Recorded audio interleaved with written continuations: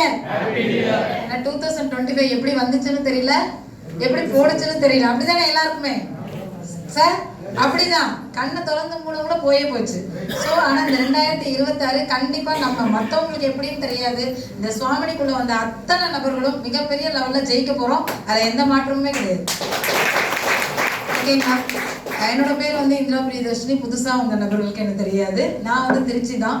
இந்த பிசினஸ் வாய்ப்பு வந்து பாத்தீங்கன்னா இந்த நெட்வொர்க் பிசினஸ்ல 18 வருஷமா நான் இருக்கேன். ஓகேங்களா?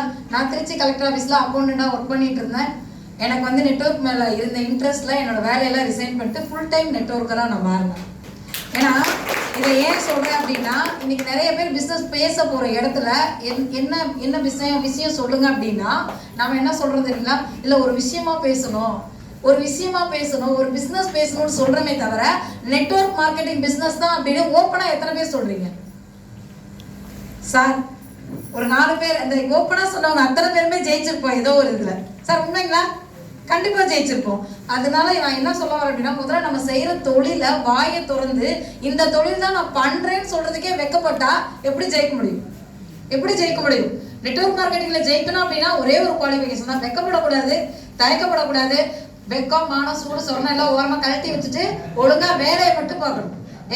நான் முதல்ல பண்ண பிசினஸ்ல எம்டி சொல்லுவாரு, மூளையை கழட்டி வச்சுட்டு சார், மூளையை கலெக்டி வச்சுட்டு வேலையை பார்க்கணும். அப்பதான் நீ ஜெயிக்க முடியும். இல்ல அப்படின்னா நீ ஒழுங்கான ரூட்ல தான் போயிட்டு இருப்ப. நீ போற ரூட் சரியில்லைன்னு உன்னை சுத்தி இருக்க நபர்கள் எல்லாரும் சேர்த்து உங்களே சேர்த்து அமைக்கிடுவாங்க. ஓகேங்களா? நாம ஜெயிக்கணுமா, நாம சம்பாதிக்கணுமா, நம்ம லைஃப் ஸ்டைல் எப்படி இருக்கணுங்கிறத யாருக்கு முடிவு பண்ணணும்? நாம தான் முடிவு பண்ணணும். ஏன்னா நிறைய இந்த நெட்வொர்க் மார்க்கெட்டிங்ல பெருசா ஜெயிச்சும் பார்த்தாச்சு, லட்சங்கள் கோடிகள் சம்பாரிச்சும் பார்த்தாச்சு. ஒரு நாளைக்கு 1 லட்ச ரூபாய் வரைக்கும் வருமானம் இந்த பிசினஸ்ல சம்பாரிச்சாச்சு. ஒரு நாளைக்கு 1 லட்ச ரூபாய், வெளியில இந்த 1 லட்ச ரூபாய் ஒருத்தர் சம்பாதிக்கணும்னா எவ்வளவு இன்வெஸ்ட் பண்ணணும்? நம்மளால அது முடியுமா? இன்வெஸ்ட் பண்ண முடிஞ்சா மட்டும் பத்தாதுங்க, அந்த பிசினஸ்ல ஜெயிச்சு காட்டணும். இன்னைக்கு இன்வெஸ்ட்மெண்ட் பண்ணவங்க எல்லாருமே ஜெயிச்சிட்டாங்களா? இல்ல. சோ சூப்பரான ஒரு வாய்ப்பு. இத்தனை வருஷம் அனுபவத்துல இவ்வளவு ஒரு கம்மியான அமௌண்ட்ல இவ்வளவு ஒரு வருமானம் கொடுக்கக்கூடிய பிசினஸ் இது வரைக்கும் நான் பார்த்ததே கிடையாது. இது வரைக்கும் பார்த்தது இல்ல. 1680 ரூபாய் கொடுக்குற காசுக்கு பொருளை கொடுத்தாங்க. அழகா வாங்கி சாப்பிட்டு உடம்பு பார்த்துக்கோங்க, அவ்வளவுதான் முடிஞ்சு போச்சு. இந்த பொருளை எடுத்துட்டு போய் உங்களை யார்ட்டையும் விற்க சொல்லல. திருப்பி இதை பத்தியே நீங்க பேசிட்டு இருக்க வேண்டிய அவசியம் இல்லை. ஒரு தடவை வாங்க போறோம், பொருள் பிடிச்சிருக்கு, உங்களுக்கு ஹெல்த் நல்லா இருக்குன்னா வேணும்னா நீங்க வாங்கி யூஸ் பண்ணிக்கோங்க.